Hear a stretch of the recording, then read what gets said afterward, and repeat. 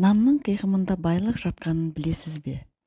Мен ырысты нанның қиқымына жасырғам. Бала күнімізде нан қиқымын шашпаңдар, жерде нан жатса теріп алыңдар, адам аяғы баспайтын жерге қойыңдар, ит пен құс жеп кетеді дегенді көп естуші едім. Үлкендердің айтқаны заң еді ғой, бұлжытпай орындайтынбыз. Нанның қиқымын жеп отырған кішкентайларды көрсе, үлкен әжелеріміз, мына бүлдіршіннің болашағы кемел бай болады, қолы ашық, дәулеті тасыған болады деп жоритын.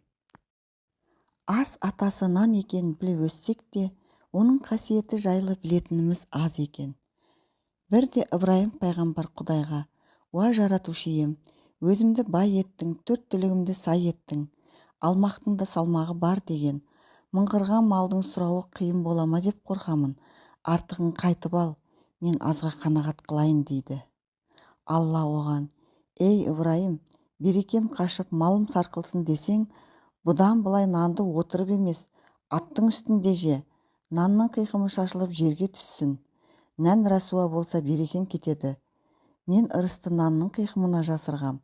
Сен аш жегенде бір түйірінде жерге түсірмей етегіңе салып жинап аласың. Сондықтан береке дарып, саған дәулет тез бітті» дейді.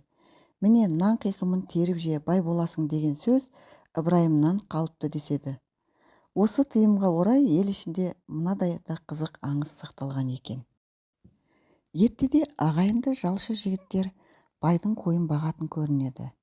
Бай олардың еңбек ақысына бір жапырақ нан мен бір кесе сүт береді екен. Бір күні ағасы нан жеп отырып, оның қоқымын жерге түсіріп алады. Ысырап болды ғой деп нанды іздей бастайды. Кеш батып қас қарайып қалған кез екен. Ол нанның қоқымы түскен жерге таяғын қадап кетеді де, ертең жарық кезде келіп тауып алармын деп ойлайды. Ертесіне келсе таяғы қап-қатты ауыр темірге айналып кетіпті. Оны жерден әрең дегенде суырып алады. Қараса темір дегені алтын екен. Жігіт бір күнде байып шыға келеді. Ертесіне інісі қалай байығанын сұрайды. Ағасы болған жайтты айтып береді. Інісі де ертесіне нанды жерге шашып, қоқым түскен жердің бәріне ағаш қадап кетеді. Таңертең келіп қараса, ағаштары алтынға емес, сом темірге айналыпты. Ниетінде кінәраты бар інісі ақжүрек ағасы сияқты бай бола алмапты. Нанның қиқымын қадірлеу туралы ғибратты аңыздар Миғраж оқиғасында да айтылады. Мұхаммед пайғамбар Миғражға барғанда бір адамды көреді.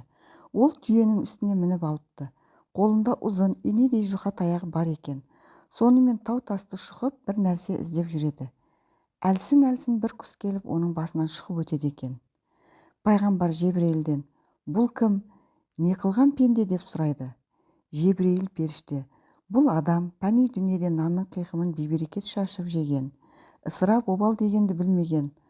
Ысырапшылығы үшін Алла тағала ол адамға махшар алаңында жер бетінде өзі түсірген нанның қиқымын түйенің үстінде тұрып тергізеді» дейді. Ал құс не үшін оның басын қайта шұқып кетеді? Ол нанның қиқымын таптап жүре беретін еді, жинауға ерінетін. Нанның обалы қара құсқа айналып, төбесінен осылай шұқып кетеді деп жауап береді.